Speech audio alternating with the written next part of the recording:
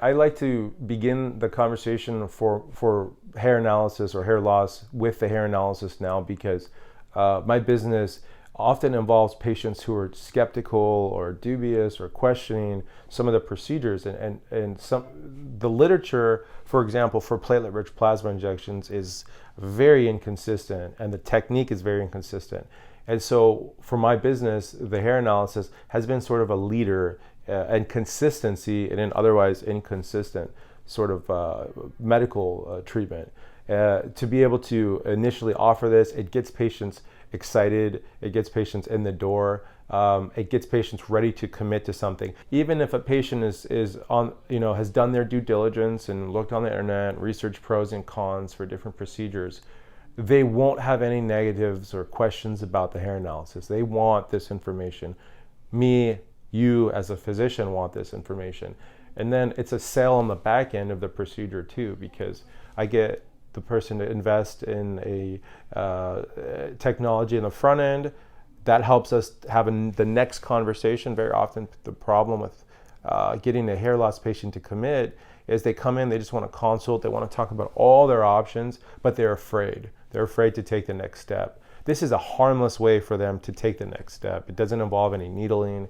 It doesn't involve any invasive procedures. It's just photography and technology to give them some of the more objective answers to the questions. And then if they decide to proceed, and I found, to answer your specific question, patients who do the hair analysis are probably on average 80 to 85% more likely to go on to do a procedure than people who just walked into your office and you talked to them about all of the options and you didn't offer them any sort of objective way to proceed. So I'd say about 3 out of 4 is a safe number of people who will proceed to do the procedure when you start them off with a hair analysis. I don't know what that number is prior to the hair analysis, probably closer to a half.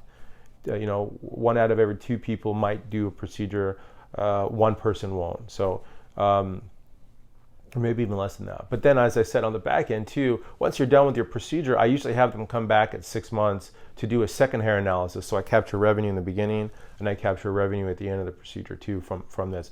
Or you just put that together in your hair loss package. And so I found this to be, economically beneficial. And I've personally kept track of the patients that have come in and purchased procedures as a result of Capily, the hair analysis. I've kept track of my revenue from the Capily system. I have a really extensive spreadsheet of all the different services that Capily offers. But just specifically to the hair analysis, I've already gotten probably 150% back of my revenue from where I started. And it's only been 3 months, 4 months. So for me, it's been very beneficial. And I'm adding a value to my practice by giving patients a more objective way to do something, to look at their hair.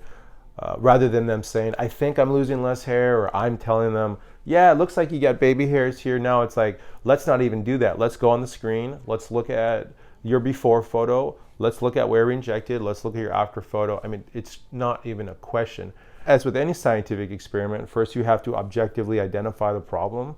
Then you have to objectively look at solutions. And our problem was quantifying how much our procedure was working. We do a lot of hair loss volume, and it was consistently a problem for me to address that question of efficacy.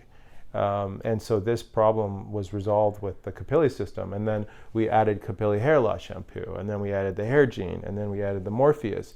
And so I now have not just a solution for people who want specifically to do platelet-rich plasma injections or minoxidil or Propecia. I have not only a camera to assess before and after, I have a technology, a software that helps guide me in decision making. I can now also sit with patients to discuss using this technology in front of them. They can look at their own hair.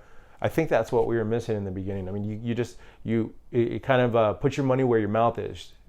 I think a lot of the burden of proof was on me to prove to them that I was successfully treating their hair loss. And so the term hair analysis is one of my favorite terms now, because when a patient comes in and we talk, let's do a hair analysis, to them it's just, it hits a part of their brain where they're like, yes, that's what I've been looking for.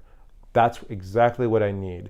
I don't know the next steps I'm going to take, but I want that hair analysis because I want to know. I know I can see I'm losing hair, but I want to know how bad it is. And so for me, this program has just really brought a lot of science and credibility to my practice, and I'm very thankful for that. And I think my patients are thankful for that. And it's brought more revenue for my practice. It's complemented what I was already doing, which is probably the most valuable thing.